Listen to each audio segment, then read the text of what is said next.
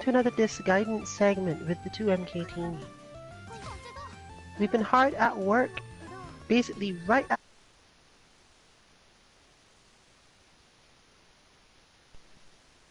promised. If you're watching any earlier streams this week, you might have heard that we were also considering whether or not Waldstein is a character that can somehow share her inputs. The answer turned out to be not entirely, but if you are having a really good lucky day, there are certain variants and certain shifts that can do this for you. If your inputs are particularly good, you might get a good Waldstein out of it without actually having to work too hard.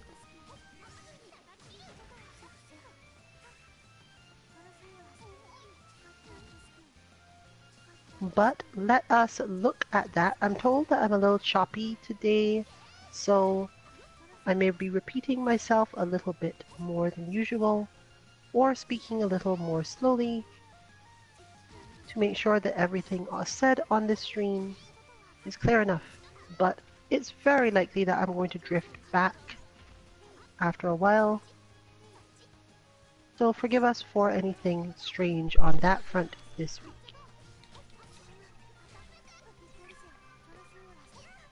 We are confident in Vatista to the point where we have the point system for her. We are not confident in any point system at all for Waldstein, but expect to be able to come up with one over the weekend, meaning that there is a good chance that they will both be released on Sunday as usual. Therefore, without further ado, let's start by giving a general rundown of how both of these bots are going to work. Unlike normal, we will be talking about the actual inputs a little bit further on into the stream. This is sometimes our flow, but in this particular case, you're going to have to see more of specific aspects of it, and therefore, the timings for things are a little bit different than usual.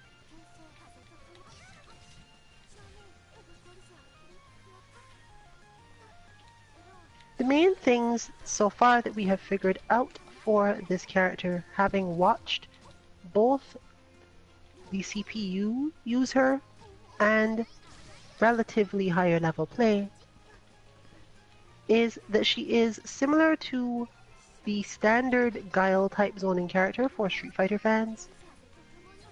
If you're a 3D fighter player, it's a little harder to understand what to parallel her to. But overall, you need to understand this as a character that you have to approach very carefully because she is good at taking up space and stopping you from getting into particular positions. However, she does have more offense than most such characters, meaning that one of your larger problems is understanding how to deal with that offense.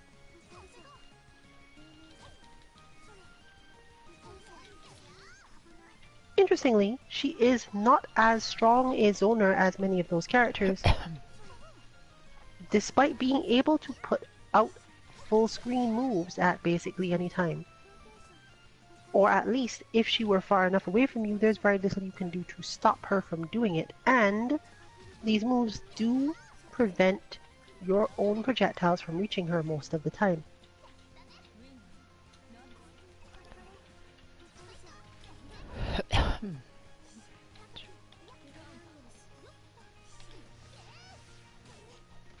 Therefore, she is a bot primarily about optimization of being stressed out on guard and making sure that once you are able to land a hit, it's not usually going to be a surprising one, unlike a few other bots we have where you aren't sure if you're going to clip, but when you do, you have to be ready to convert. In her case, you are often reasonably sure of the status that you are facing. If you reacted in time to the move she did, most likely it is also possible to punish her properly. The difficulty is reacting correctly and not being too stressed to actually execute your punish. This is compounded by the fact that a lot of the punishes required for her, especially when the opponent is playing very carefully or well, end up being sort of longer range punishes. There are even unfortunate situations where she does have the ability to put you in a situation where you think she is punishable, but she is not. She's also one, therefore, that you need to understand a lot more of the frame data for. Her dive kick, her transference as it's called, you can see used occasionally. This move is relatively hard to punish because it is, even when unsafe, it is only -7. Fortunately, it is also a move that tends to leave her very close to you, meaning that you can just punish with an A light in order to get a full thing. But you cannot mash this easily because she can be a little confusing in terms of that, and there's a specific space at which even this is not the best of ideas.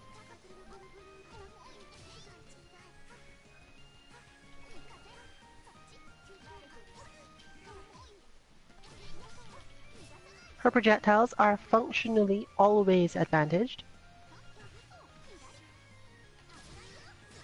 Or rather, when they are not, there is very little chance that you'll be able to do any moves that allow you to punish her.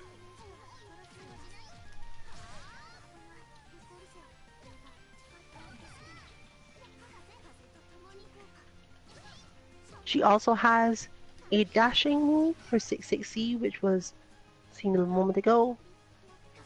This move is technically not punishable, even though our point system will imply it is. It is more so that you are attempting to check her after she does it, but this move is also cancelable, and it is cancelable into a low, meaning that if you are not on guard, you will not be able to do much, and if you are too much on guard in order to prevent this, you may end up too stressed to do the check into quote-unquote punish. Note that this move is also shieldable, and as always, shielding is generally how you will manage to punish certain moves. So at the higher levels, if you can see this move coming and shield it in time, you may be able to get a punish on certain characters.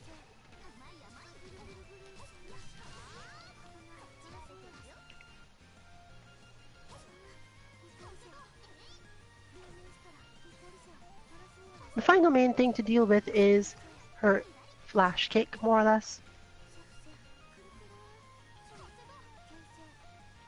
In most inputs of the bot, she does this move quite rarely, as only one particular interaction will cause it to happen. And depending on your inputs that day, even that might be a little rarer than you think. But it's a really punishable move, except in the situation where she ends up whiffing it from fairly far away, which is often the time she's going to use it. You can bait this move, and of course there are punishes to be learned from the baited version, but the point system and flow of the bot generally mean that you're not going to be in that position too much relative to how often she does the move itself. The result is that you often have to reposition yourself quickly in order to try to get the good punish, quote unquote.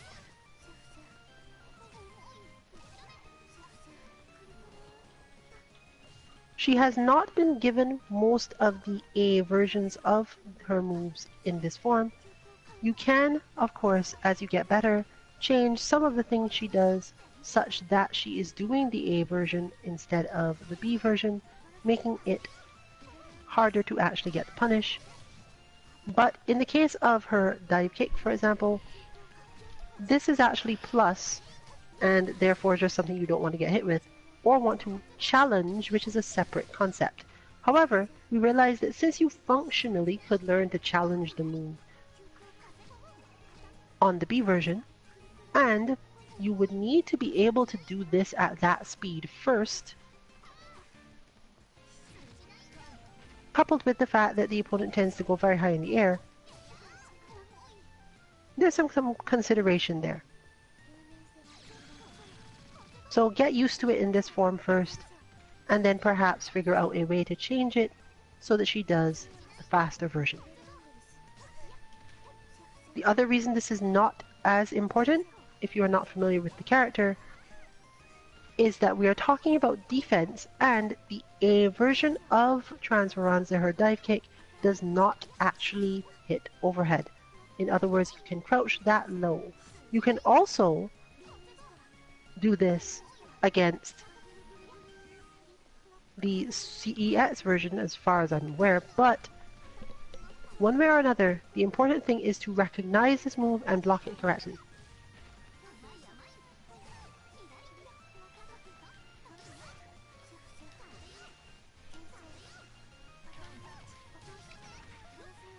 She has been set to use many of her C moves, her supers, in a lot of situations. And with certain forms of inputs, she will be able to do basically all of them. Once again, only really missing the C version of her flash kick, let's say.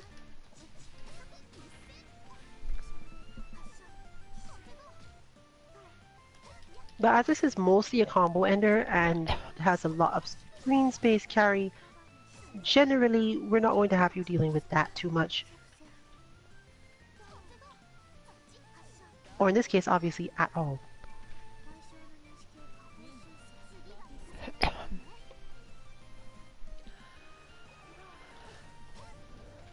So, let's move on to just fine showing us part of the other purpose of it. While the point system is based mainly on punishing things, this does not give you the strong simulation of how to face the character as a whole. She will mostly be keeping you out, and you can't just run in or rush in at her blindly. Meaning that you must approach this from the perspective of bulldogging, even if you don't necessarily need to do it.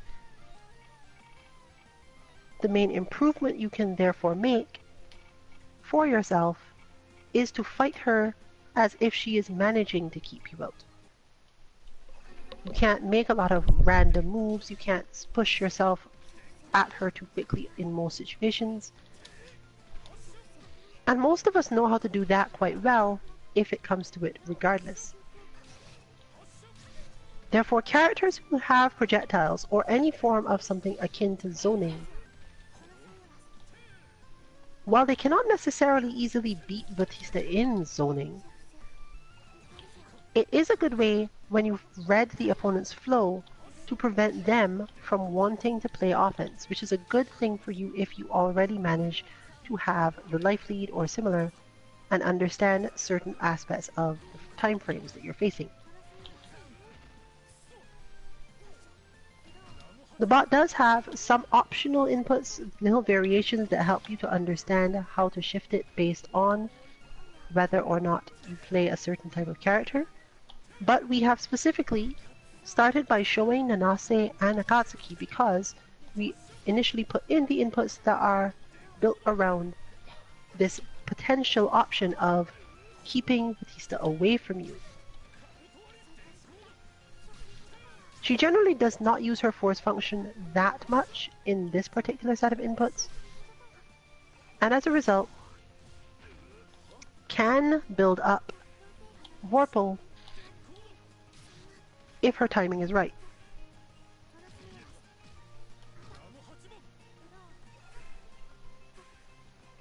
I feel like the more important to think about when facing another zoner is more so the distance you're at.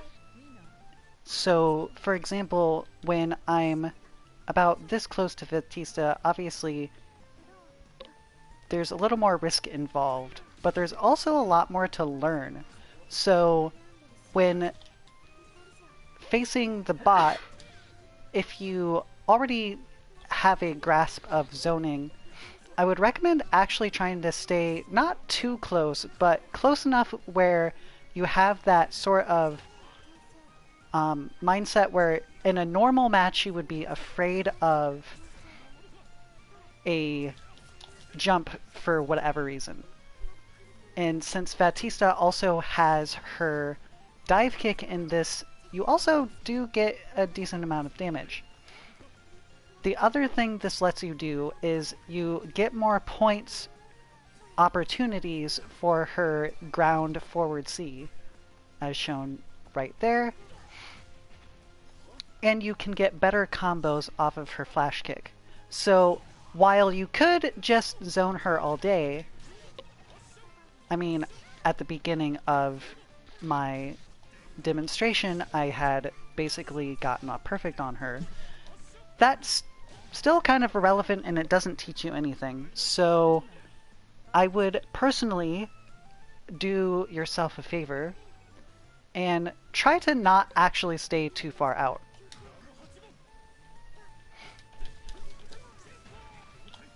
So this, like everything else, depends on your character, though.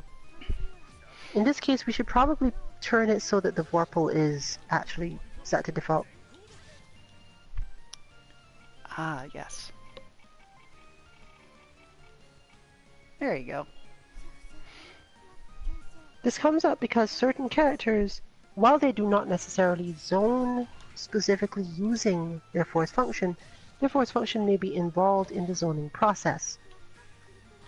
And, therefore, you still have the capacity to lose Vorpal even if you are doing things correctly, simply because you have to use up so much of it to do what you want. Vatista also has like some weird properties where she can't be counter-hit, and specific things she does don't lead to her losing Vorpal the same way other characters would. Meaning that she gets to float, for example, without really worrying about it.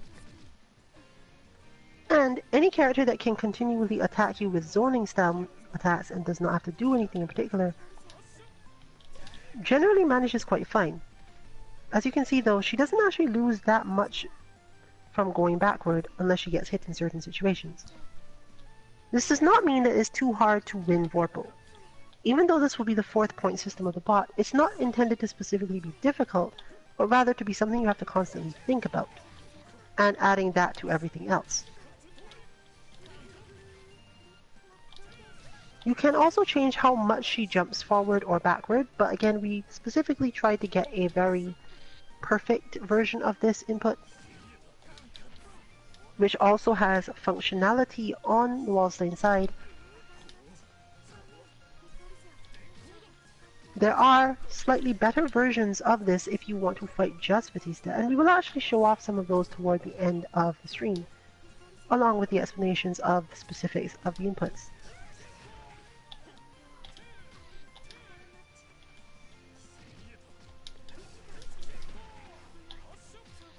You can actually just anti-air her or do similar things when she's coming in at you. There's no negative to this within the timings of the bot in most circumstances. It's fine to just do this even if you recognize that this is the thing preventing her from gaining Vorpal. This will probably be fine. But do note that a real player probably has a lot more tricks and can definitely do either her dive kick or her beam or a lot of things in the air that while the bot can do them, it is less likely to happen. You can also once again change it to do specific things at specific timings more often with minor variations if you felt it was becoming too easy, or if your character just didn't have to worry about a particular thing she does because of some long attack or some vector they're good at striking from.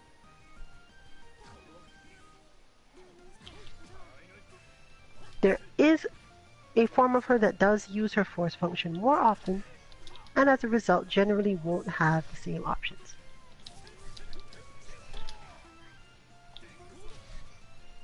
But that is also the one against whom you learning to keep her under control is harder, even if not that much harder.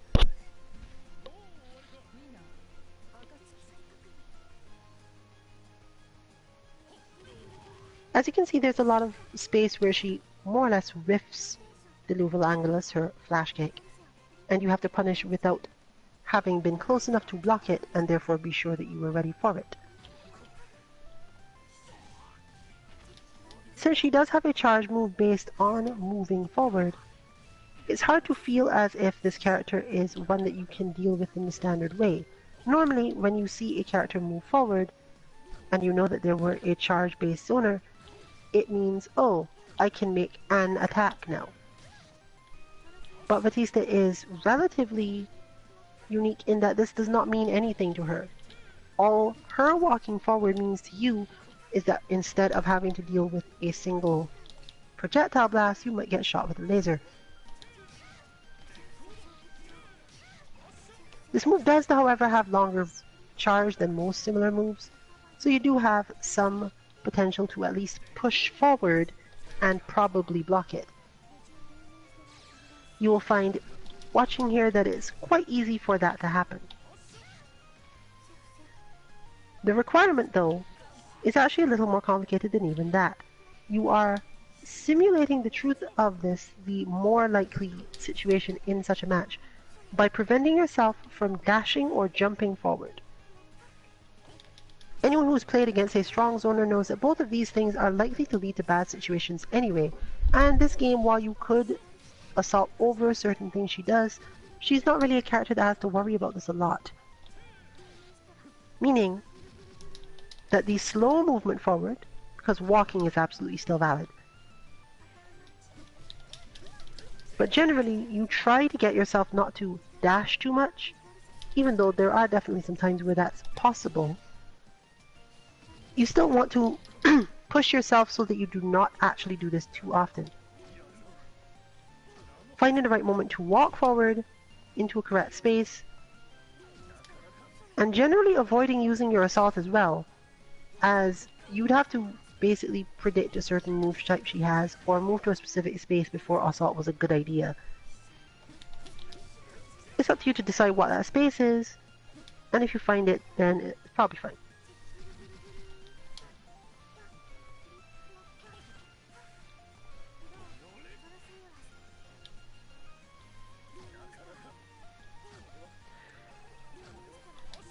Perhaps it's the way she ends up being recorded, but we find that she's one where we tend to have a lot of trouble noticing when something is not going quite right in terms of her inputs. And we say that in the sense of we are finding more and more that UNIST has an issue where sometimes the bot input just disappears for some reason, becomes something else. We're still not absolutely sure that this isn't some failure to handle the system correctly, you know, maybe overwrote something without realizing you did so. But it happens often enough that we are definitely concerned enough to say something about it at this point. And interestingly, Vatista in particular is fairly hard to notice. Like some of the others, it's noticeable as soon as certain ones disappear. But for her, she can spend a long time with just about any input other than 5 just not working or not doing what you expect, and you'd still probably not notice this.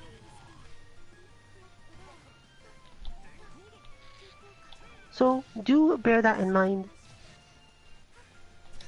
Even when it seems like you've just done recordings, this is also so because she's one of the characters we expect the player to spend the most time fighting her for a while and then tweaking the inputs for some reason, which we are going to do later today.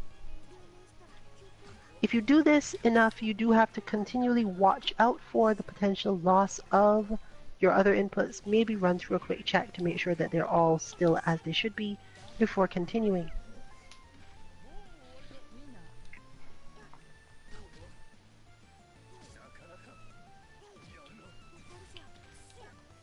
Today in particular, though, we have a nearly perfect input for making Waldstein work without doing much else. There is a particular move that is basically a choice. He either will do one thing or the other. And you can see some of this later, but for now, he seems to be in a good state, a better version. So, we will be looking at Wagner versus Waldstein for a bit.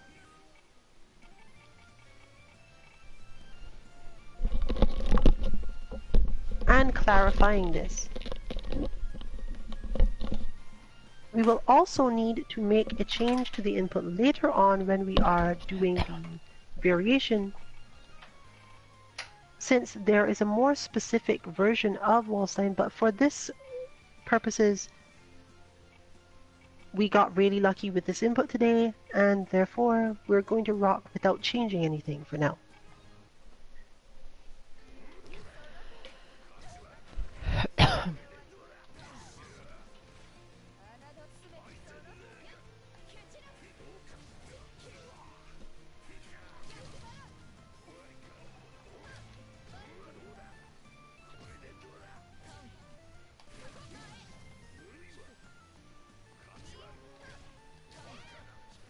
With these inputs, he's going to jump a lot. But this isn't necessarily so terrible in itself, as he's capable of changing his jump arc and flopping on people more or less.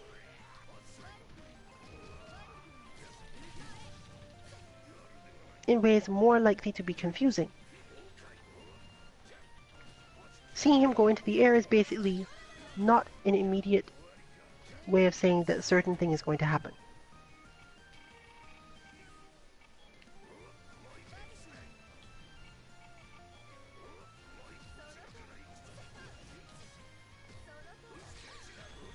A lot of his capacity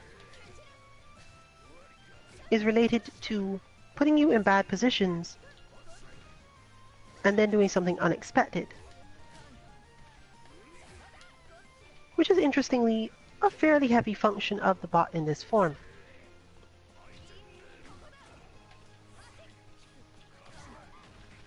He too has a lot of moves where you're basically going for punishes, and he doesn't have a lot of very specific combos that you need to think about too much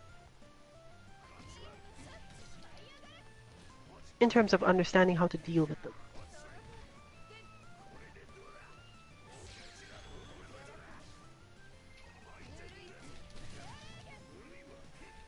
Many of his moves are in fact outright plus, other than his claw flail basically. And depending on his spacing, obviously you can't do too much about those either.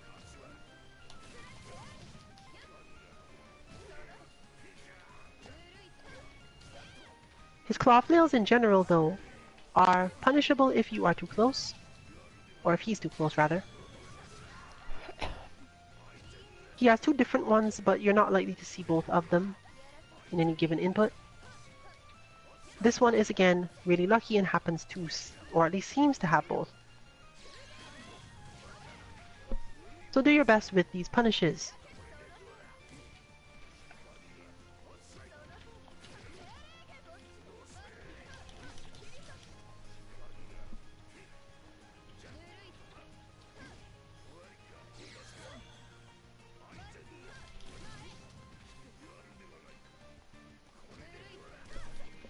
While he does appear to be jumping a lot in specific situations, this is also because his 660 is actually a hop style move, giving you the impression that he's doing a jump when he really isn't.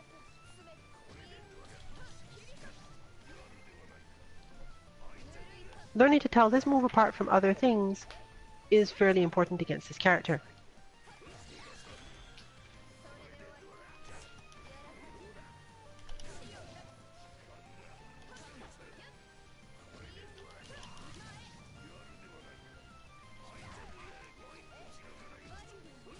Now obviously as a command grab character, one generally wants to make sure you're not in his range and don't have to deal with too much of his stuff. But in order to get enough command grabs for that to be the dangerous part of this character, once again, we will have to show that off later. He has it here. It seems to be a cancel out of something. But we'll get back to how and why that is input later on.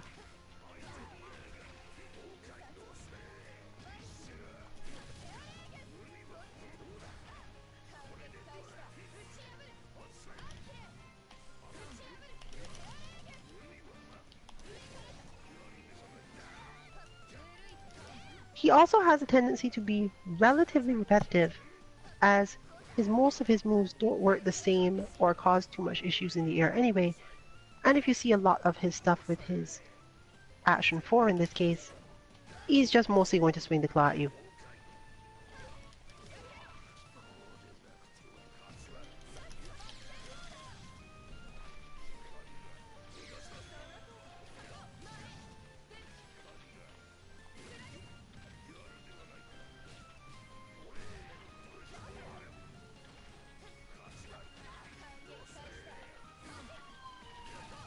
He does have very specific timings for things related to his jump C, jump down C, and so on.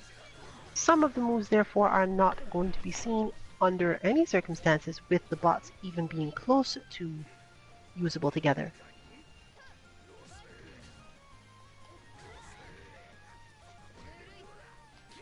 Still, if we do come up with a better version, it's likely to be much later, when we have fought this enough to be sure of the character, and seen a lot more of his game plan as a general thing.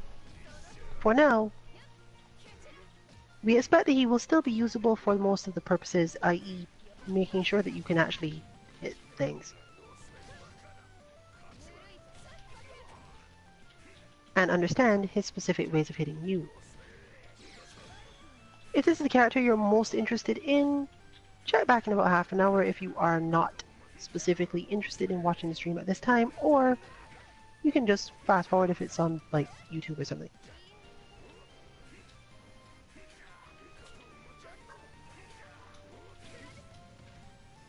Understanding when you have to deal with his normals at all can be important, but because he doesn't go high enough into the air, many of his timings are slightly different for that reason also.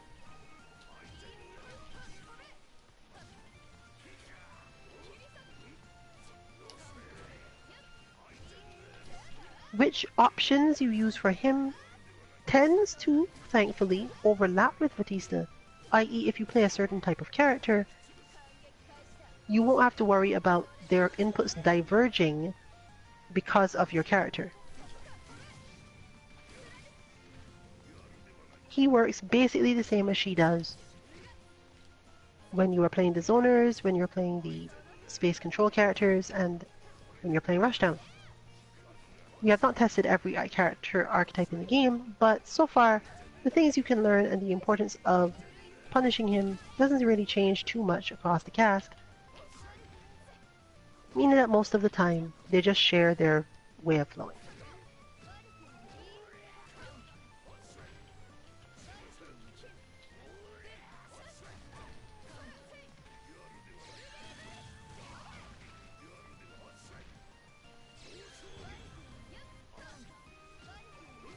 If anything, your main issue with him is that only his 2B is actually a low. And we did not specifically give him a 2B. Is that command grab finally? A little while ago, but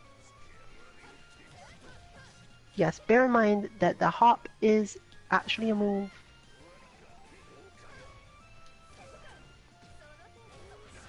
And his spacing on other things matters a lot more than you think.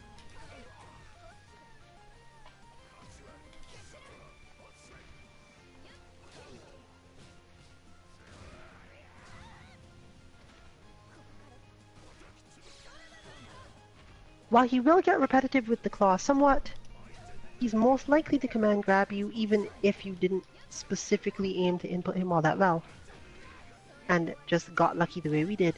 He's most likely to command grab you after your own punish fails. Which is honestly around when that happens for most grapplers anyway. If you can defend against them well enough to prevent them from getting in, the general time you get command grabbed is when you were standing too close and went for something you shouldn't have.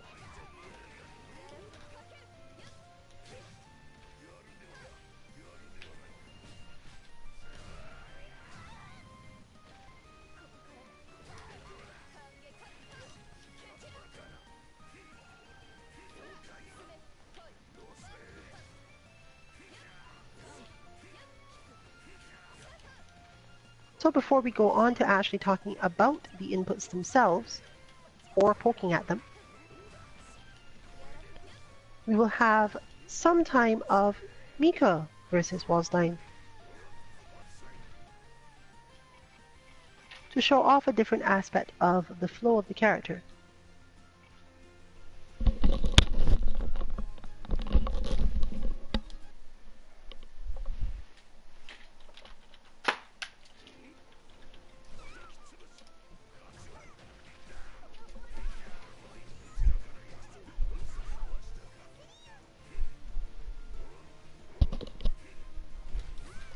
If you are both unable to zone him and don't get very particularly strong punishes when he goes into the air,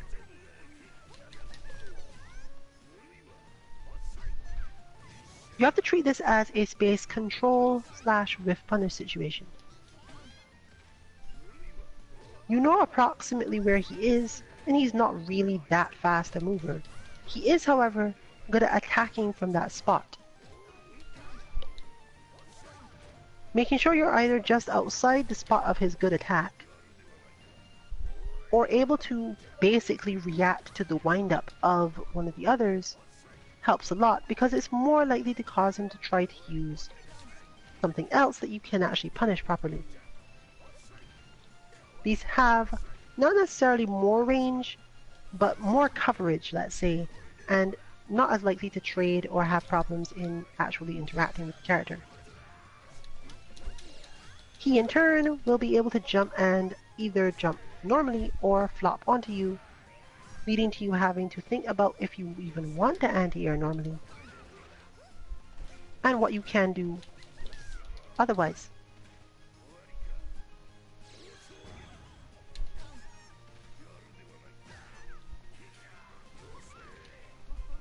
You do in fact have to be fairly daring with this sometimes, because if he is jumping from relatively close to you in order to get a mix-up, or just because the player has somehow messed up their command grab input,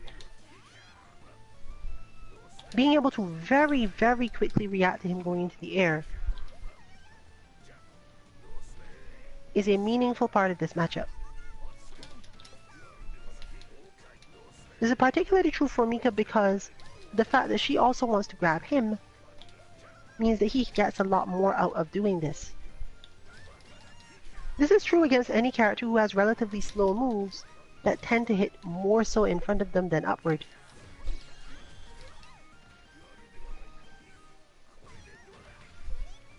While air-to-air is not necessarily one of the main things you'd be doing, recognizing when your opponent is about to fall into or enter a space that you can attack, and that you can get away with a preemptive strike or a whiff punish because they are relatively slow compared to some normal that fills that space, will help you control characters like this, at least as much as they can be controlled in general.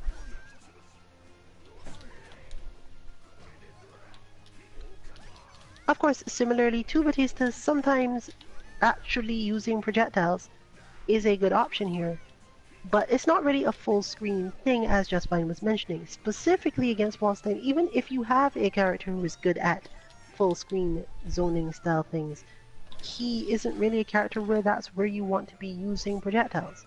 You know he has to come through anyway, and really he will probably just tank his way through half the stuff you do anyway on the way in.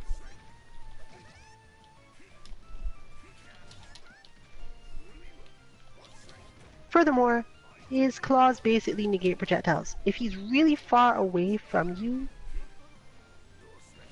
and you start tossing them out, he'll just hit basically any slash.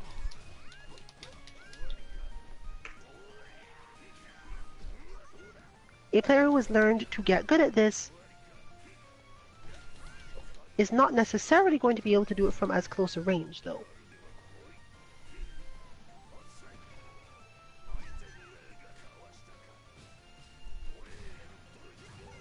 Because of the many ways that one must approach this particular character, and the potential for a couple more inputs that we could change or try to sneak in his low, for example.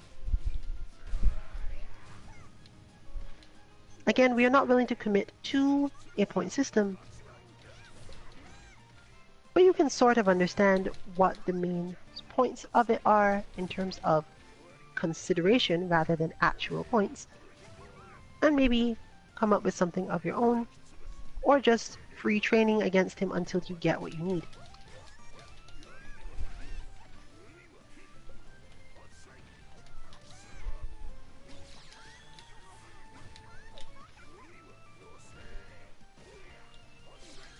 But back to Nanase and Vatista, and let's start talking about what actually you are inputting in order to have all this magic happen.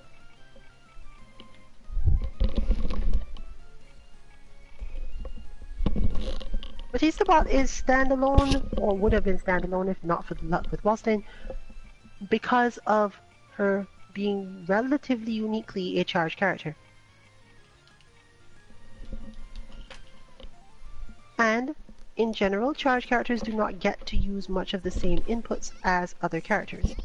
She also has some very tricky and specific timings, because charged characters also have to charge for a certain specific number of frames in order to get what they want. But if you charge for too long, in certain characters, it becomes a problem. Normally, if your character only has down bat charges, well, down charges or bat charges, you just hold down bat and wait until whenever, and everything's fine. But Vatista has specific up charges and forward charges,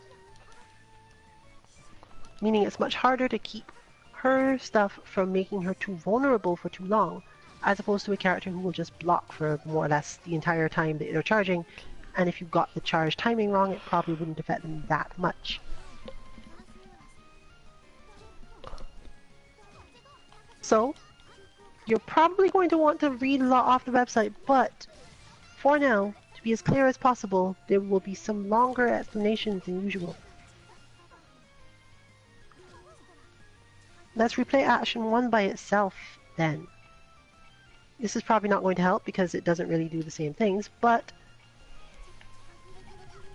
Action 1 is recorded from far away. In fact, max screen is generally preferable because of a specific aspect of it.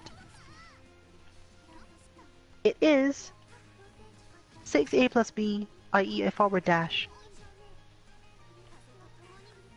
6C, you do not in fact have to release 6 in order to do this 6C at all.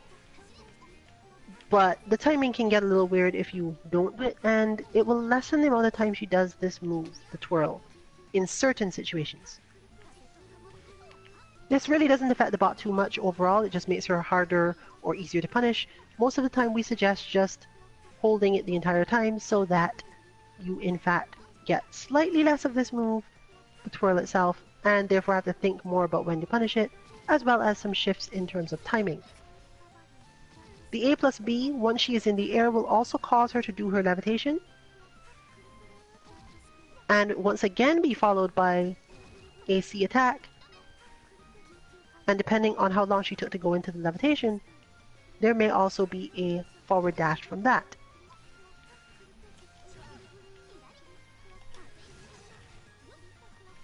The final result is that you probably have to worry about 6-6C at some point, and various jump combos. This is because the final input, which is optional technically, depending on your character, is an up-forward input. You basically start this as soon as you are assured that the 6-6C is coming out, that the dash C is coming out, and you just hold the up-forward the whole time and end the recording there. If your character does not really need to deal with her in the sense of her jumping, then I'll say not being one of those characters. If your zoning really disrespects or does not care about whether or not your opponent is going into the air, she's usually better off without this 9, and you can just hold 6 for a while, which will often give her extra lasers, but not really help that much, as most of the time to get the laser you specifically are looking for a certain input with the back that does not immediately happen. You can make one more change specifically to flick back just before then, but it tends to make her a little too predictable.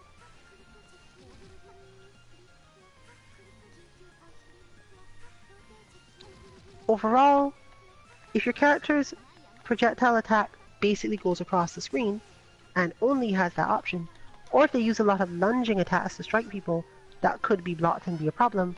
If it is blocked, we suggest adding this hidden up forward, i.e. 9 input, just to make her more likely to constantly get out of the way of this and frustrate you. But if your character tends to zone or similar with trickery or aerial strikes, you might be better off without it because it tends to just make her more vulnerable rather than helping you learn how to zone her properly. The only characters that immediately come to mind for this are Yuzuriha and Hilda. And if you play either of those characters, you may not want to have the hidden up forward input. Action 2 is fairly simple and can in fact be entered as just basically 9B and a little bit of time, like maybe 30 frames if that, and end. But it has a lot of ways of being shifted very slightly. You can hold the B, especially if you intend to hold this input for quite a while. It will allow her to put out a bit, a fragmentum. This is, so far we have not found a good purpose for this. This move mostly helps in particular types of footsies and combos. It does have a purpose in neutral, but not one to the point where a bot would be able to be well equipped at using it. If you want to take it a little further, the one we have entered now, after a little while of the 9B, roll across the top to 8-7, i.e. to go through up and up back, and end the recording there. This, depending on your timing, will enable Waldstein's command grab, and if you find it's not, you can just go all the way back to the 4 input, and that might help. The important thing, however, is to recognize you have to spend more time holding 9B than shifting back. You do the 8-7 slide at the last moment. This both helps with the command grab input and prevents her from doing too many back jumps. However, given this timing, you can also see that she can just end up back jumping fairly often because of the exact rhythm involved. If she tends to land around the same time you would do this, then most likely when she touches the ground again, she will in fact be just about at the point where she should be pressing up and back again. Do your best to not spend too much time there, and it should probably be fine. We care about this more for the flash gate than anything else it does. If you really want the bit, or if you just don't feel as if you want the character to jump so much, especially if you don't want to jump back so much,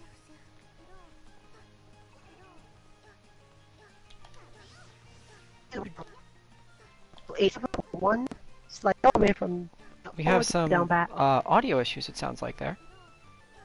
Hmm? So, I don't know what happened, but a bit garbled. Noted.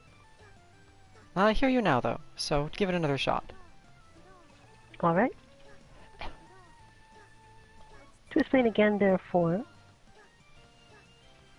when entering this with the 8-7, you are aiming to make sure that she does not spend too much time at that, but even if you do this, as noted here, the timing rotation will often result in her being able to back jump repeatedly anyway, depending on the length of the input, as she will back jump.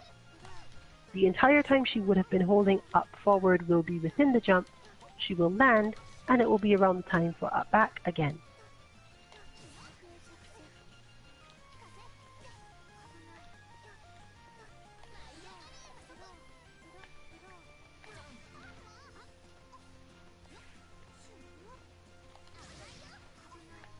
If you want her to play even more cautiously, continue from up back all the way to down back, going through back, of course. This is especially useful if you held the B in order to get the bit. And and then just release it. You can continue to hold down bat, there's no need to let go of that, but you generally wouldn't be doing it for very long anyways.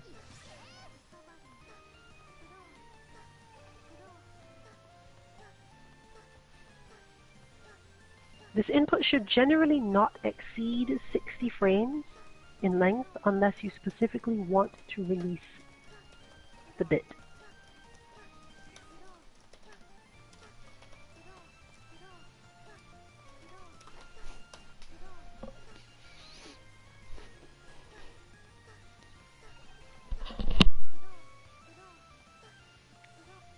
One moment while I attempt to figure out what is up with my audio.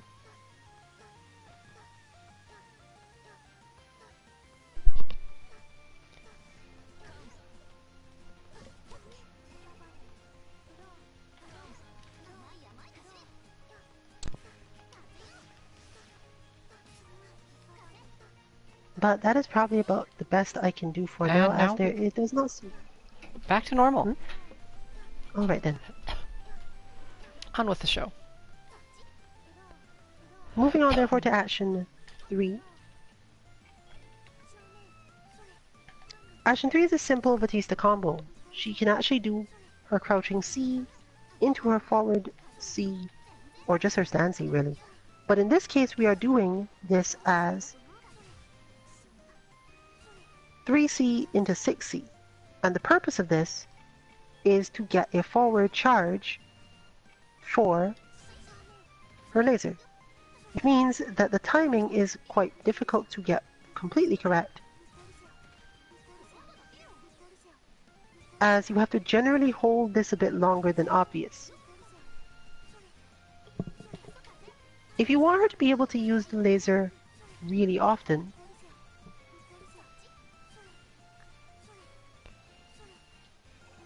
you can be very careful about the ending of this input. Specifically, you're holding the 6 for a while. You can hold the C, but it doesn't really matter. And quite late into it, after you think she has enough charge, press 4 and end really quickly. If this is done well enough, no matter what directional input follows, whether or not it being 6B, 9, I think the 9s work. And similar, it will just take priority as the button regardless of the direction. In other words, she will keep on sending out beams. This also happens obviously in this case because she's playing into herself on this input. So technically what you are seeing here is a charged forward for 3C, but because it is so quick, you should still get the laser. If she has meter, she will do the C version of the laser as well. The general way to do this is to wait about until your opponent is doing the air recover from the combo, and that's about the right timing to actually hit the 4 and end the recording. While not necessary for Waldstein, it does help somewhat to sort of increase the amount of command grabs he can do by, instead of going straight from 6 to 4, doing a very quick half circle back. If you cannot do this in time to get the actual move to come out though, this is not really a problem. It doesn't tend to influence his output that much or heavily limit his ability to do the command grab.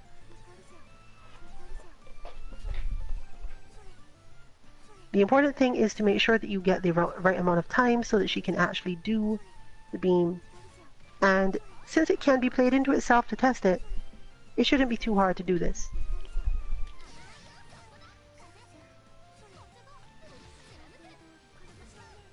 Action 4 is similarly quite simple and has the opposite purpose. Action 4 begins as 1 B plus C. Hold the 1, but do not hold B plus C because of needing to not have her send out bits and to have this move.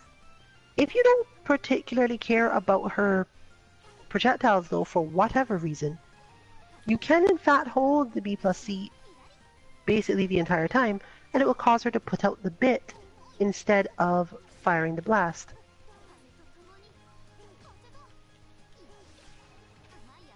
When this is played in conjunction with other things, or if you did not record it with a quick forward at the end, remember we're doing 1 B plus C, and as you can guess, it requires a quick flick of the 6, i.e. forward, to get this particular move to happen.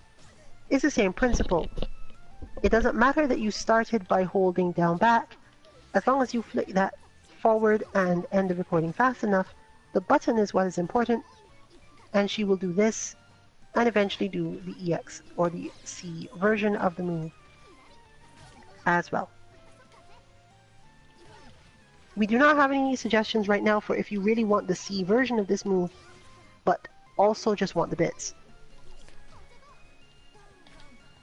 There may be a way to get this later, but at the moment there is no input that will do it. Otherwise, this allows her to use her force function, which is a nice long-range low, and ends up being the thing she does when she cancels into this from her action 1. Can catch you off guard occasionally. She does not constantly do this. The fact that she can do it, though, tends to make you think about this because of how you end up shielding. Note that that twirl can be shielded both standing and crouching though, so it doesn't actually matter.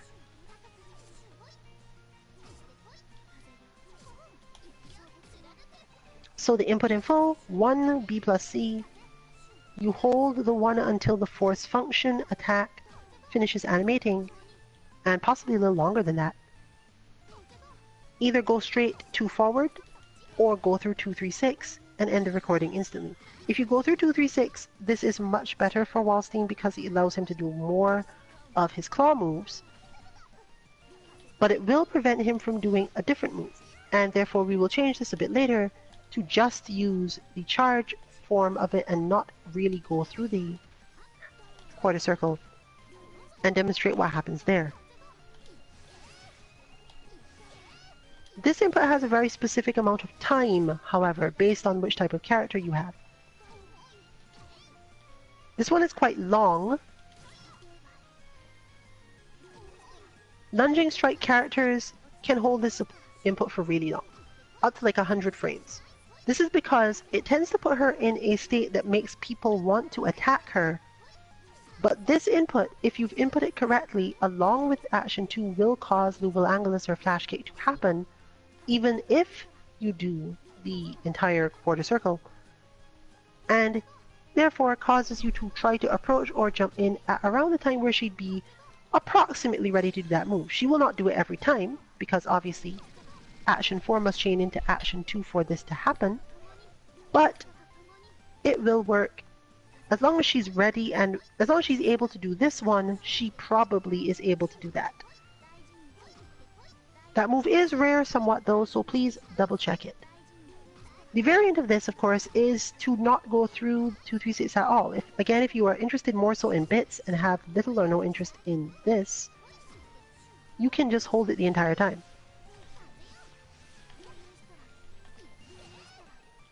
This can affect how often she actually does her flash kick though, so we're not absolutely sure that we recommend it.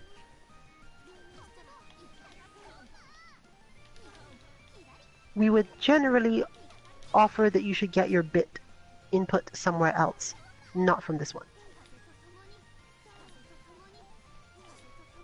If you play a character that likes to get in a different way or can attack from really far away and is more likely to get like whiff punished by this projectile or something similar by standing too far away and then throwing it out at the moment she tries, then generally you want it to be shorter because that type of character also tends to need to inch forward, and being constantly pushed back by her projectile or even her own backward movement can throw off their timing and flow. Whereas Russian characters just tend to lunge and not care so much, and it's better to learn not to do this against someone who may just be blocking even if you did get all that way. In this case, you still cannot really cut this down to less than 60 frames, but you don't really generally want it to be much more than that. So in offense here, we can definitely have a movement of around 90 to 100 frames if you really want. 70 still also good. But if you play a zony character like Yuzuriha, who we will show off this with now, or in a moment anyway, you generally want her to actually be able to do this blast. And finally, the simplicity of Action 5. Action 5 is simply 6A. It can be 6A plus D. This does help a little bit. It changes whether or not Waldstein can go for a normal throw. It does not generally cause Vatista to go for a normal throw, but it can, depending on your other inputs. It will also often cause her to assault through the air, which helps in certain situations. But whether or not you use A or A plus D mostly comes down to, do you need to use Waldstein on this? And even he can function without it. Or are you the sort of person that has trouble anti-airing to the point where Vatista poking you with her jump A is actually dangerous to you? This input is also very strict on the timings it allows. Since you must press 6A plus D and then go into 9 and just hold that 9 the entire time until you end it. The purpose of this is to allow her to do transference her dive kick.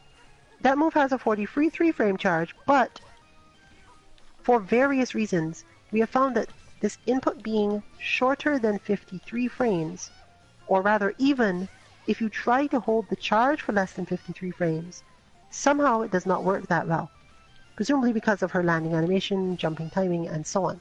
This is normally recorded from far away so that she can whiff either the throw or the stand A. It also combines to let her to do the light Lumen Stella. But the primary thing to understand is that it's relatively strict in terms of total time, and that is also confusing because the total time required has more to do with the time between you moving from 6 to 9 and the end of the recording. If you are a person who quickly reacts to situations like that, you can probably cut this down to even 55, sometimes even lower. But again, that tends to act strangely, so we strongly suggest between 58 and 62 frames. We managed to get 62 on this one. If you find that you are slow in moving to 9 because you tend to wait too long or need to visually confirm that the A has happened and don't want to do it too early, you may want this recording to be up to 70 frames, but not more than 72. An easy way to tell if it is quote-unquote incorrect is that when all the actions are on, and we will turn them all back on now, if all the actions are on and she tends to jump twice when she is in action 5, the gap is too large. It's okay if she does this occasionally, but most of the time it becomes a problem in the long term if she does have this tendency. She will do the dive kick, but she will only do it after jumping once, then leaping off the ground and doing an instant dive kick, which is really useful for very, very specific situations, characters learning things, but it's probably more so something you'd want to have her do later when you are not worried so much about anti-airing or feel as if you are going to let her jump in a lot, and then want to learn to deal with the instant version of the diving kick, as opposed to this where you're just trying to learn how to deal with the move in general.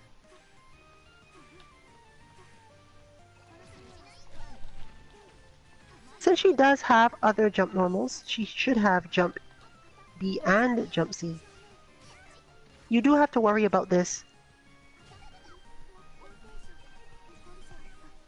but that tends to go away in that situation, which is why it's important. She will spend most of her time doing one complete empty jump, then doing another smaller jump, and doing kind of like instant jump B or instant jump C, which are not that effective on her.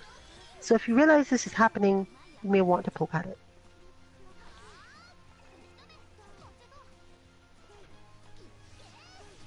But before we go into any changes, as that will be a shorter part of the stream, we will have Yuzuriha go up against this Vatista, as is also probably going to be something we need to use for contrast later.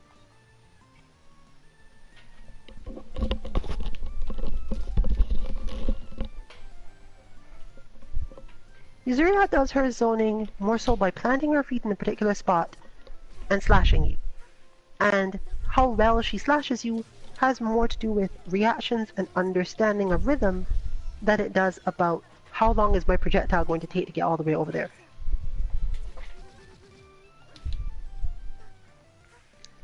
This means that it's not as helpful for Vatista to be constantly getting out of the way, as depending on which moves Yuzuru uses to deal with this, she may just get clipped regardless. Since she can hit from so far, it's relatively easy to just throw out bigger attacks that cover a lot more space. And even though it does help that she's jumpy, you can see, as mentioned before, there is some benefit, at least on Vatista's side, to being able to just use more of her projectile to change the spacing and situation in some way.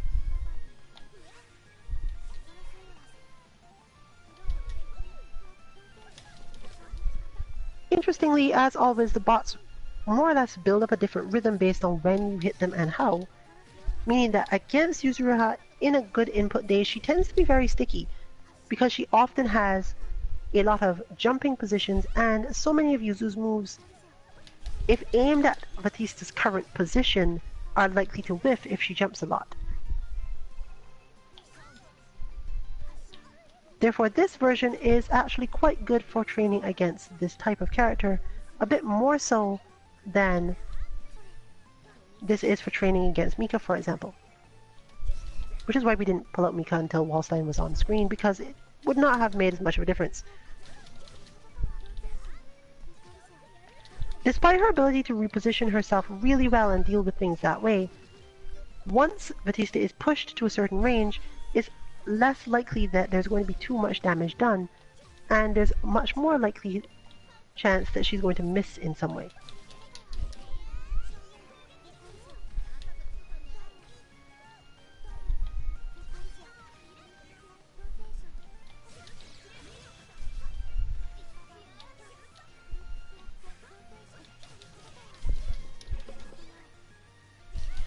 The only relative issue with this one, therefore, is actually that she spends a bit too much time in the down back position, as mentioned for action 4.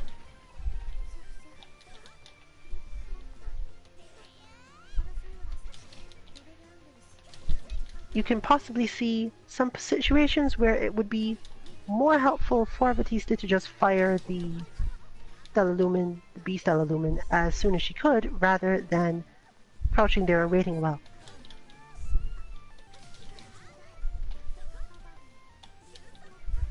This is particularly problematic on Yuzu because if you have your timing right, she can counter a ton of things before you even get a chance to counterattack her. While this matchup is by no means easy for her, this particular method of having to deal with it can be.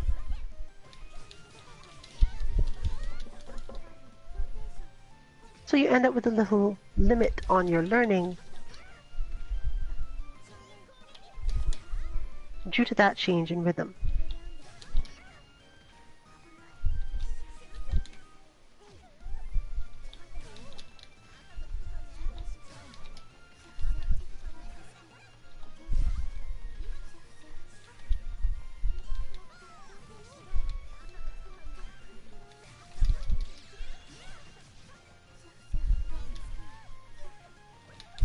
So despite the risks, let's say we're going to try changing this input. within stream. Specifically, we are changing action 4. And I guess it lets us review quickly how exactly these inputs are done. In order to get what we have called in other bots a first frame input, you will need to set the button you want to hit to basically X, the confirm button, to start the recording, and hold that button when you press it for starting dummy recording.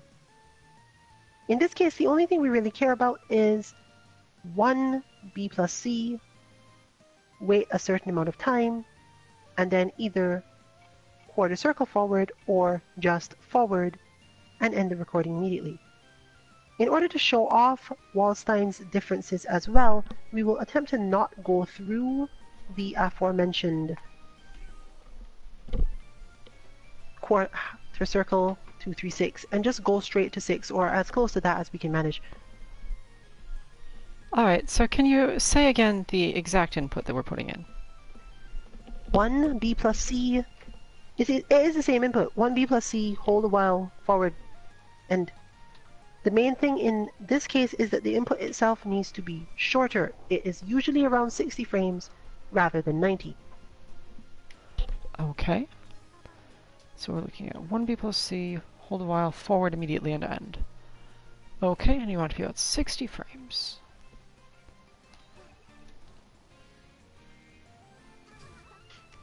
This does not, you don't have to worry about Waldstein for this because Waldstein's actual charge time for this move is only 38. It's like no big deal at all. It is always Vatista that you're worried about in terms of charge move timing total. Alright, is it supposed to replay into itself directly then? It should still be able to use Lumen to use the Stellar Lumen. But Alright. obviously this can become difficult.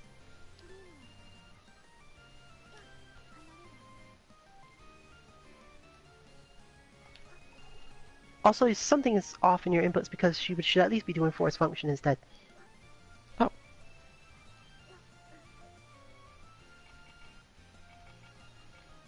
Didn't set the B plus C. Alright, there we go.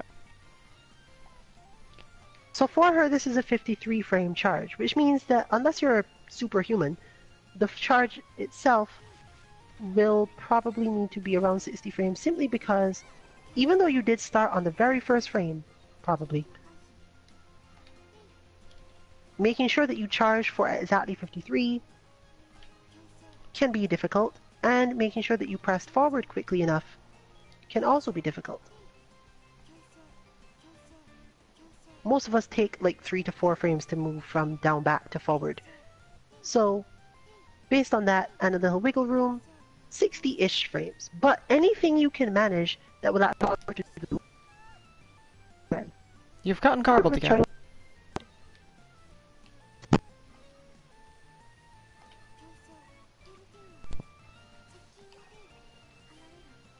Any better? Yes. Okay. If you're not familiar with charge moves, this may become difficult for you, and it is interesting that one of the simplest possible inputs to put in, conceptually, can be one of the hardest if you are not a person who plays a lot of charge characters.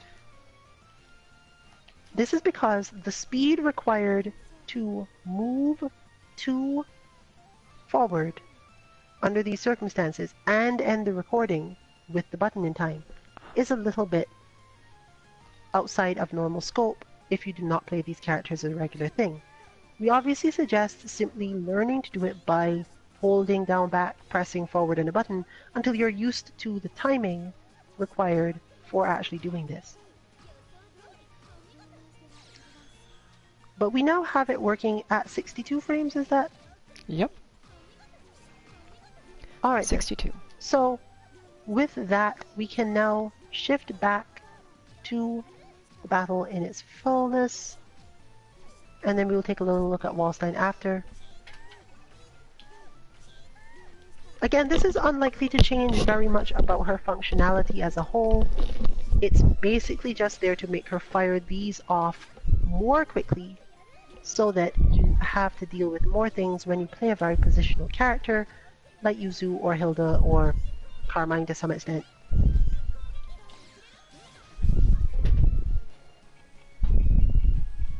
So we'll turn back on all of the inputs and proceed with our demo.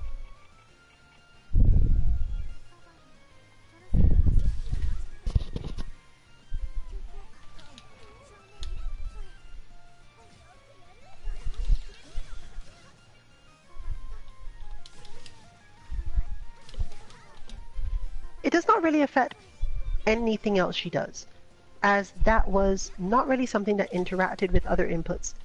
As a whole, as long as there's enough charge for her to do specific things, she will more or less be fine.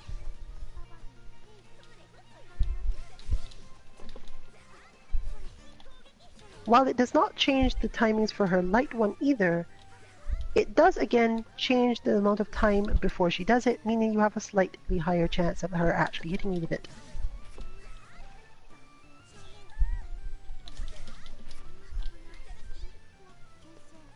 This also changes her rhythm in terms of how often she is able to go into the air before you take any action. Now, if you whiff a lot at basically nothing or in expectation, this will often lead to her functioning just fine either way. But you can see that it's relatively easy, even still, to approach her and do a very long-range move in order to get the advantage there. It depends mostly on the type of player you are as well. If you're the sort of person who plays defensively and tends to wait for things, then this sort of thing is better. If you don't do that, even if you really felt as if it was fine, the other way, you probably care. At least a bit. Because it is a drastic change to how long she hides certain inputs in others. And while it does not change her aerial attacks that much, as most of the time when she does this she should not be going into the air for any reason, it can still feel a little different.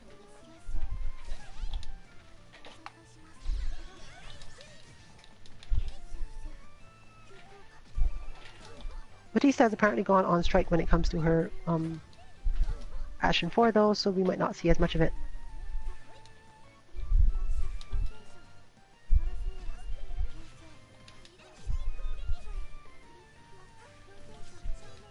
For characters where Vatista ends up being able to stick to you closer, much like our Ryu bot, you can practice learning to dash under Vatista to maintain advantage, or at least take away some of the advantage she would have gained crossing you up.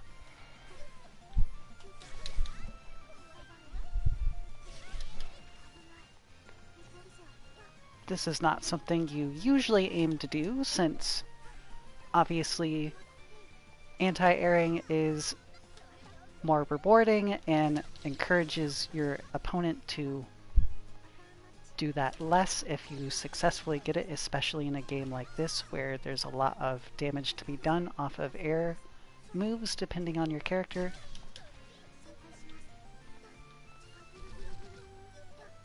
But still, getting the basic concept down of, oh, I could also just move under this jump, can be quite difficult for some people. And she is probably the most threatening in that case in terms of our bots. This is actually specifically important for her because, again, characters in this game have specific built-in traits. And Vatista's trait is, again, she cannot actually be counter-hit. Meaning that if you have any combos or confirms that rely on you being able to counter-hit the character when they try for certain moves and you anti-air them, if anything that was actually impossible, I don't think there's anything really that's impossible, but there's still a lot of stuff that becomes much harder to do when you can't land high counter or counters, and you can watch it quite carefully here. So far you will never have seen one. Vatista simply, as far as we understand it and as far as it's been reported to everyone basically ever, just can't be counter hit at all.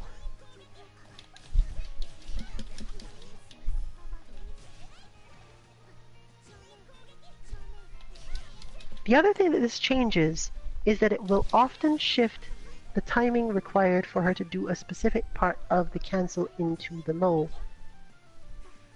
But it's not really clear why. So we'll be doing some more research on that so that we are possibly able to explain it better by the time we release the bot on Sunday.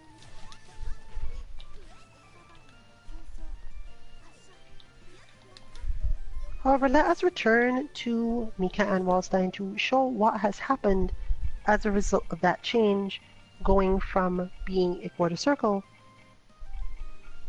between the down back and the forward to just a forward, or at least presumably just a forward.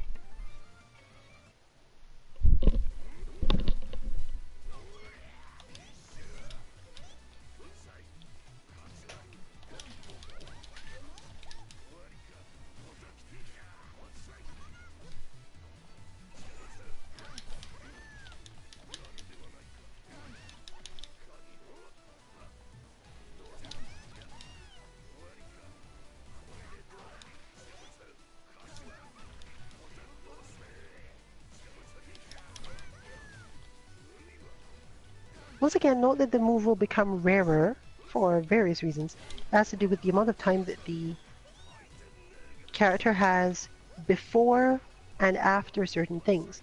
The longer you give a character to charge after another action has ended, the more likely they are to do the move. So, if you really wanted that move to be the move that I'm talking about, which we have not even seen yet, to be assured for some reason, then you would want a longer charge. But generally that's not what we want, as this move is best when it takes you quite heavily by surprise. So the fact that it is super rare is a good thing.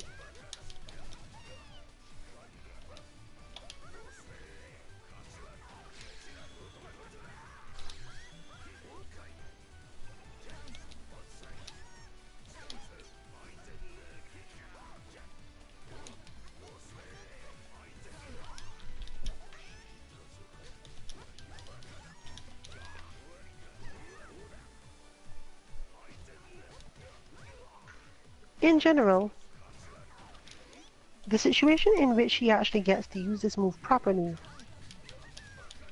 can shift quite a lot.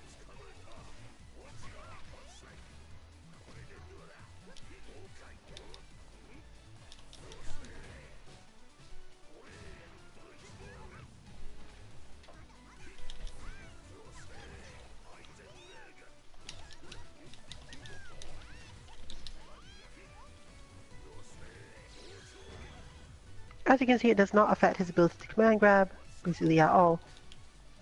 The two are not really related. But let's actually check it on this side by replaying his action 4 into itself and seeing if we did get it. After all, once again, people who are not used to charge moves may have a lot more trouble not doing that quarter circle forward, as it is the way most people will have learned to do it, and when you're very short on time in terms of execution, that's the speed you're looking for. And it looks like that is in fact what has happened here. But since it is our charge move character in the building, let's go with that and have Just Fine fix this directly. Again, it is 1B plus C.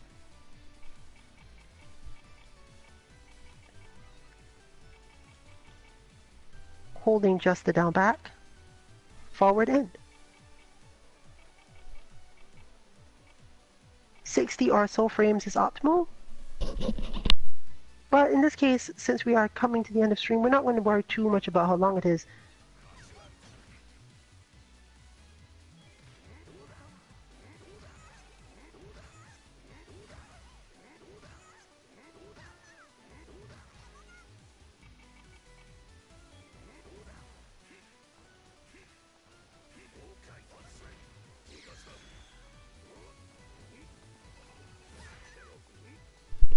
I think that does it.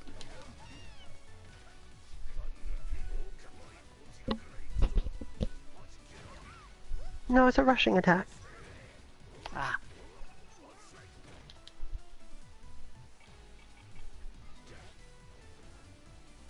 Of course, Waldstein does have the issue with priority in certain cases, and I honestly actually don't know which of those moves takes priority over the other. If you charge down bat and then hit forward B plus C, I don't actually know what happens.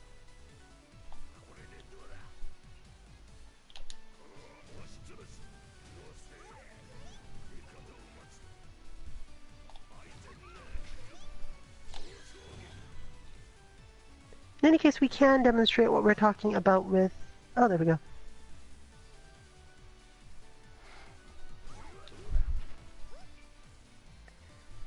This game is quite lenient with some of the ways that the inputs go compared to other games when it comes to charge moves specifically, meaning that it's more likely to cause some strangeness with that. There's really no way around this because Vatista cannot afford for you to hold straight back at any point. You must hold down back until basically you're ready to hit forward, or she will not be able to flash kick.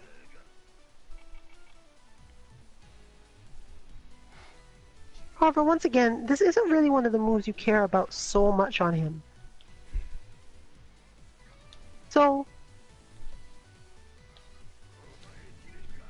if you really care about it, then you can put in the effort to make sure that your down back to forward is perfect and has no in-betweens and whatever else.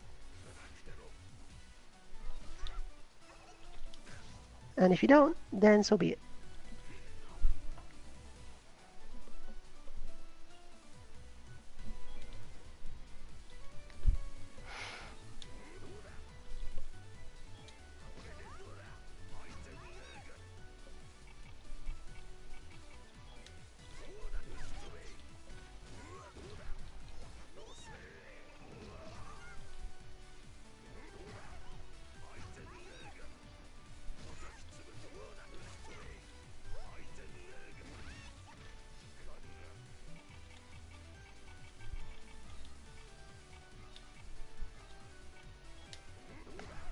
After all, the particulars of his claw slash can matter quite a lot for certain characters, and it's much easier to fight this sort of character by repositioning yourself than it is by just straight up defending on the ground anyway, so it's not as likely that you're going to need him to be doing that rush. He does it better as a close range thing that he's suddenly done when he was defending, as it mostly tends to catch people in that situation. If you force him to defend for a long time, and then he goes for this, if you are on the ground when he does it, you get grabbed.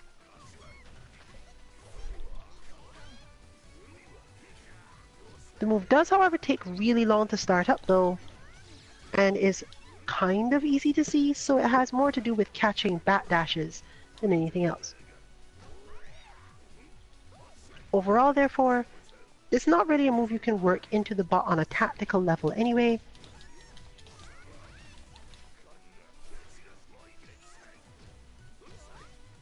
And therefore, if you find that you are automatically doing the quarter circle to do your charge moves, then it's really unlikely to affect anything negatively other than that Sturmangriff will not happen, and you'll just have to live with Waldstein not doing that move.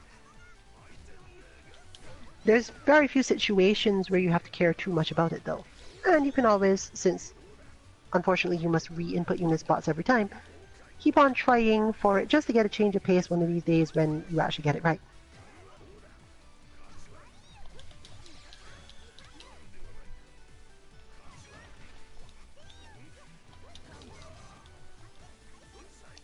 So with that, let's go back to our Wagner versus Vatista for the finisher, and one or two final special notes relative to the other variations, let's say.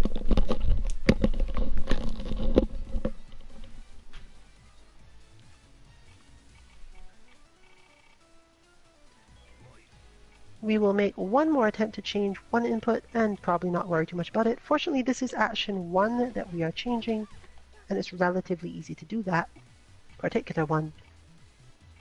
In this case, therefore, we are simply going to use the 6a plus b 6c, hold the 6, never press 9, and end the recording at about the same time.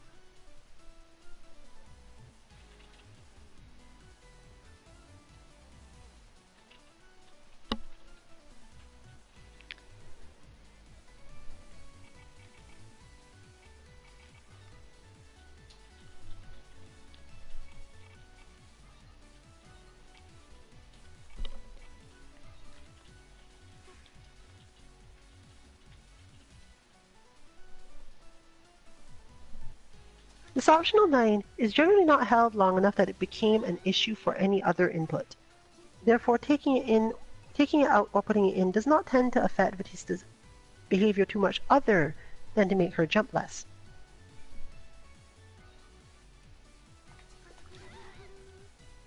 Once again, this recording usually has to be done from the furthest away you can possibly get, especially in this form, because there's always a chance of having the forward turn into a back at the last moment.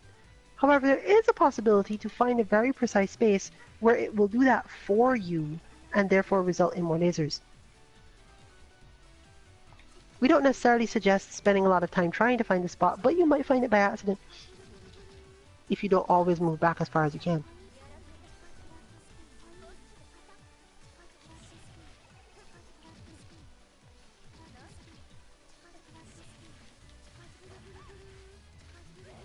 So here is what looks like the right input.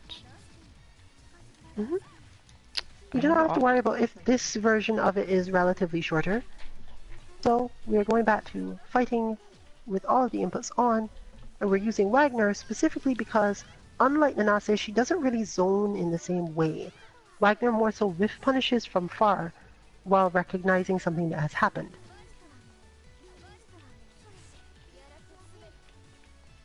It's also much harder to get over the fireball without the use of Nanase's force function. At least, and not get hit by the beam at the same time. Getting the timing for that and remembering to actually block in the air if you're not used to games where that's a thing. Basically, as soon as you jump, is something that's going to take some getting used to.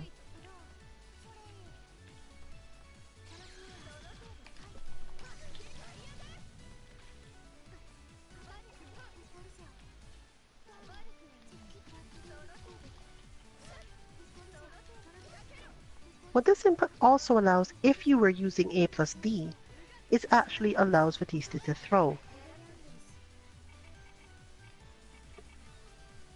There's also a bunch of different types of cancels that she gets from the thing where she is actually going to cancel into standing B plus C, which is, the precise reason for this is still unclear, but again, it has more to do with what can be cancelled out of what and the timings for using it. Meaning that you have to deal with different types of mix-ups from her dash C in this form, whereas in the other she would probably have been holding long enough. This also has to do with the amount of time, of course, that you spend and where in her movement she hits you, so there's no direct, specific, this works this way, no questions.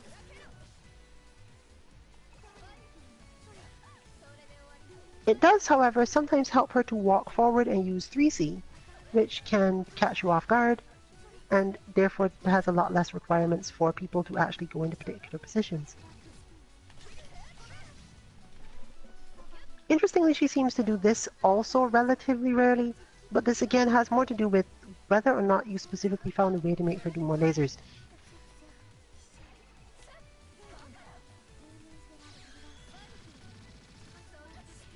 Overall, in this case, we are looking at her ability to sort of drift to one side or the other of you.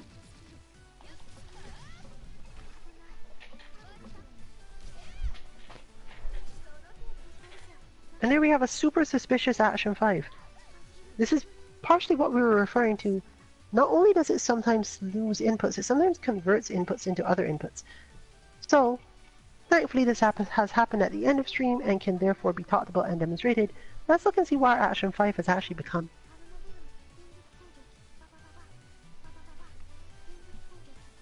Not exactly what I was expecting. I'm not sure what this is. But I can certainly put Action 5 back in if we simply choose whether we want the A variant or the A plus D variant. We'll be using the A plus D variant here because it shows off something. I don't know what happened to cause this. But fortunately, we now have stream and can slowly and carefully review whether or not we did anything accidentally with Action 5 at any point. Part of the reason why we tend to be so suspicious of it is that if you overwrote something by accident, it tends to be longer. So we'll re-record Action 5 and then carefully check them all to make sure we've got what we want, and then have a couple more minutes before we close out the stream to talk about what this change is doing.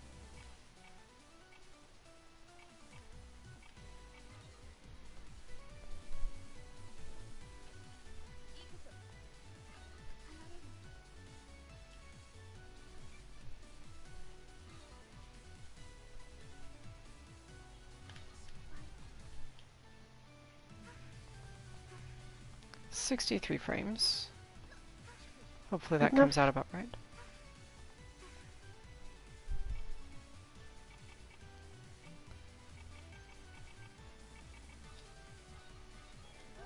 So, one by one, we will verify them all.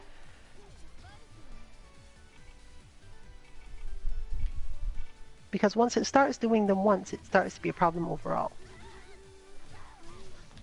So Here we're we playing have Action 1 by 1. itself.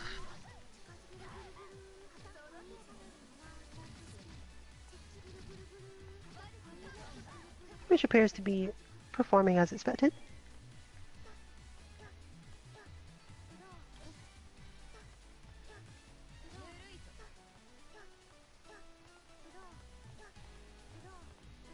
Action 2 appears to be a real action as well. Mm-hmm.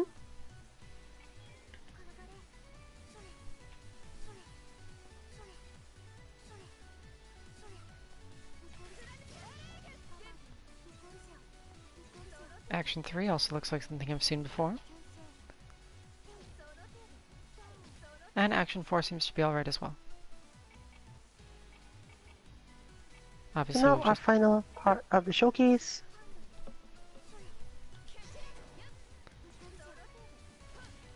We have gone back to a relatively long Action 4, which is actually good because it does help us show precisely the difference.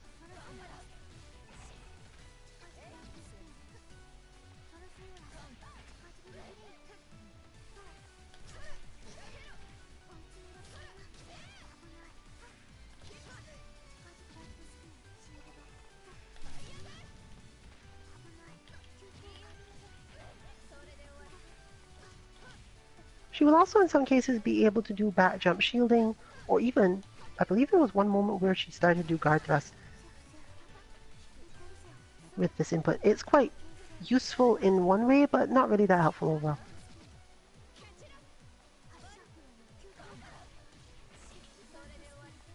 You should not generally expect to be thrown a lot, even with this particular setup, as the situation in which she ends up throwing would be super rare, as it would mean that she had to be taking damage or completely whiff the dash C, or somehow be stopped from doing the dash C altogether, resulting in the minor opportunity that she will do it. But there are occasionally times where this will happen. Specifically, it will be usually one playing into one again, but because one into one again no longer has a specific moment where she goes into the air for very long,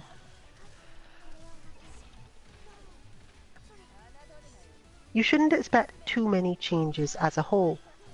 Again, if you specifically aim to flick 4 at the end to get in more lasers, it tends to be good, but this mostly just slows her down a bit and keeps her out of the air in terms of making people who think of having to anti-air or getting a lot out of anti-airs but can't normally just get in on her for free have something closer to the standard level of stress or mental focus required to do this.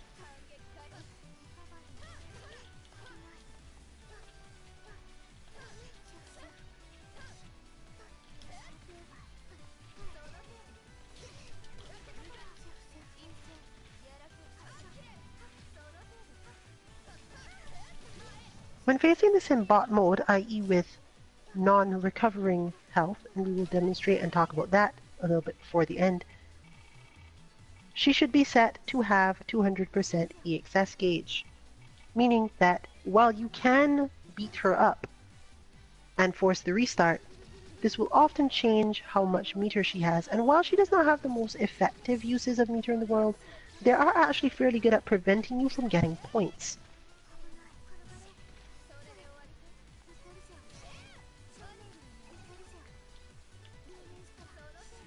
And can sometimes put you into things that are close enough to mix-ups that you have to care.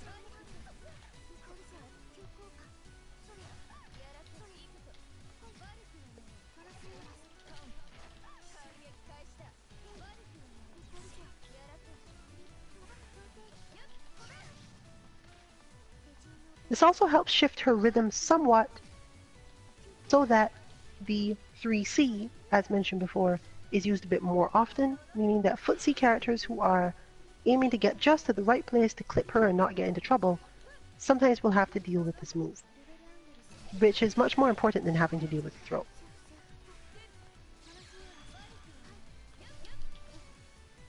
Again, it's not as likely because she would have to generally be doing, let's say, up beam or forward beam first, but that's almost exactly the situation that we are thinking of when this is important.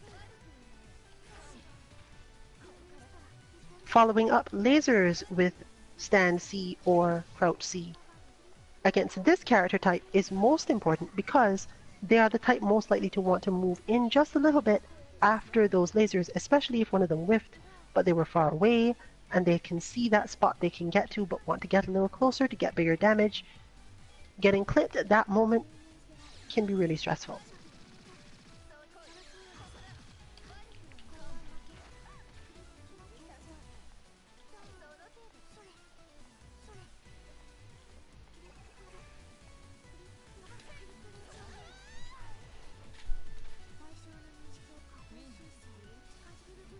The additional meter also helps you get a little more used to dealing with some of her ES dive kicks, and just ES moves in general, but you only really need to learn how to deal with the dive kick.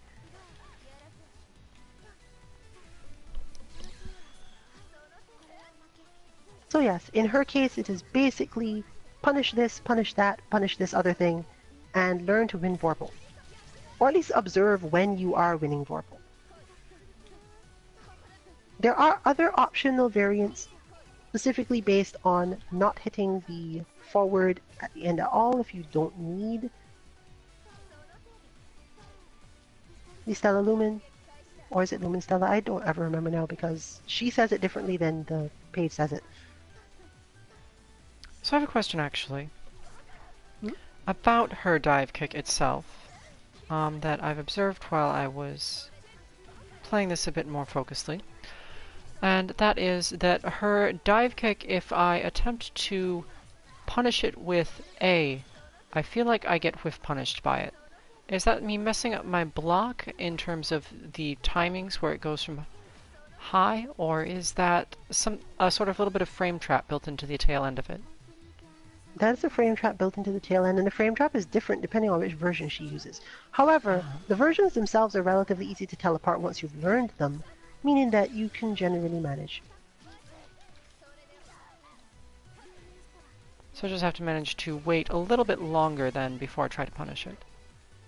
Yes, a lot of this is about recognition in her cases. Quite difficult to face Vatista for long periods, especially strong players, without understanding all of the little nuances of her moves, because it's too easy to get distracted or caught into a trap of this move is actually not punishable from here. She is relatively tricky for a zoner, which is often something that tempts us into doing things. But the dive kick, functionally speaking, doesn't end with the dive, at least not the B or C versions.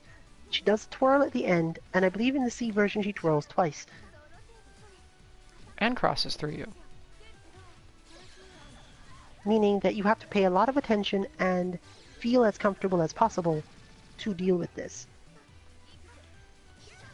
But that is precisely the issue. She is an optimization type bot. She is the one that teaches you how to make sure that you are on point for anything you need to do consistently, or at least as consistently as you can manage.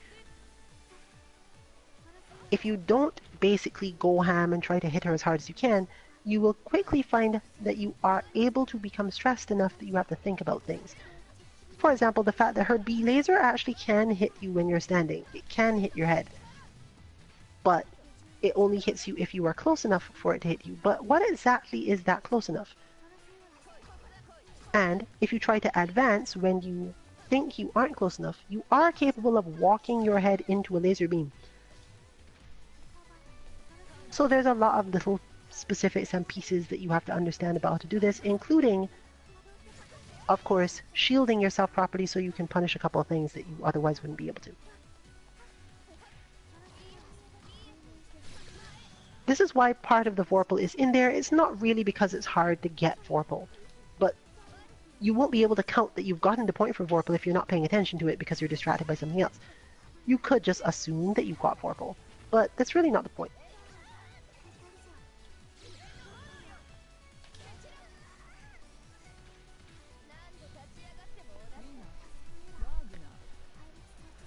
Optimizing your punishes and damage also plays into this, but it doesn't necessarily have to be punishes and damage that you aim for.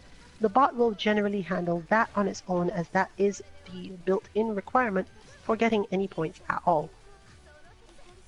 You should specifically choose your own method of combo. You should optimize based on what you need, and you can often use this bot to retrain yourself, if need be, to use new combos, as this is probably the strongest one for that situation, as it puts you under the most stress in terms of recognizing that it is time to do said combo.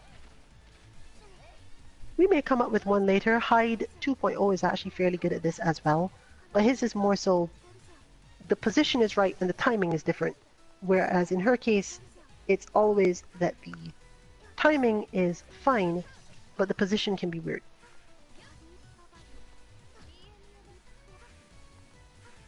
So you know exactly how long you have to punish Vatista, but you have to pay attention to where exactly Vatista was when it happened. And because you cannot counter hit her, it doesn't necessarily change a lot about it, but if you try to check her with certain things and expect a counter hit combo to work because your opponent might hit buttons, there will be no counter hit, and therefore you still have to do all of the work yourself.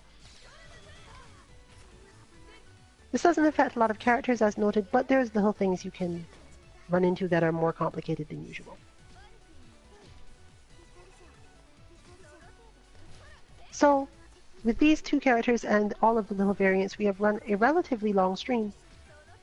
Once again, Waldstein will probably be released on Sunday at our website 2-mk.org. Vatista should definitely be released on Sunday, probably between 6 and 7 Eastern, or just after that. Although her bot page is mostly ready, we still want to do some final tests, but it's more likely that we'll be early this time rather than or slightly late. That said, we might also end up slightly late because of Waldstein, so just check around the same time and keep track on our Twitter 2_MK_FGC to find out exactly when that release will happen. Next week's bot is functionally completely unknown. Merkava is a good potential to start with, but we are also thinking of finally taking a proper look at Carmine and Lynn, and some strange observations have brought it to our attention that these two might actually be the same thing. So look out for at least one of them, and we will probably let you know next week in one of our earlier streams toward the end which one of them you can expect to see, if not both. This, however, has been Rillian along with Kanzuki Dynasty and Just Fine on the controller to demo our Vatista and hopefully Waldstein bots for this weekend. Good luck with your training. Have a good weekend, and good night, everyone.